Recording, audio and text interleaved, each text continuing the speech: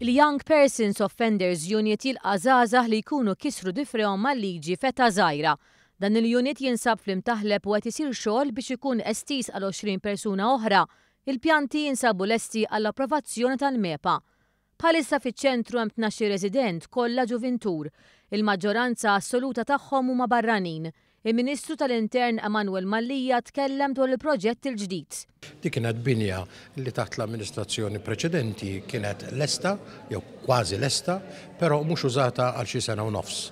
Dan il-Gvern ħass u l-Ministeru tiegħi ħass li hawnhekk huwa post adegwat biex nistgħu nġibu nitrasferixxu it-taqsima jorż, jiġifieri l-Young Offenders ta' min huwa akkarċerat sa li għandu 21 sena u nġibu dak il-post hawnhekk. B'dan il-mod għamilna anki skop ieħor tajjeb għaliex fejn kien il-jorż qabel, illum huwa t-taqsima tan-nisa u allura huwa post ġdid ukoll, post tajjeb. Il-qudiem il-jorż se jkun jista' wkoll jilqa' residenti tfajliet żgħażagħ li bħalissa jinsabu fil-faċilità korrettiva ta' Kordin.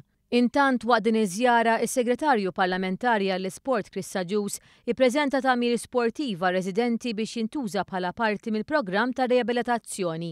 Chris Saġus qal li huwa fatt magħruf li l-isport huwa mezz effettiv biex jgħin il dawn iż-żgħażagħ jerġgħu jintegraw fis-soċjetà.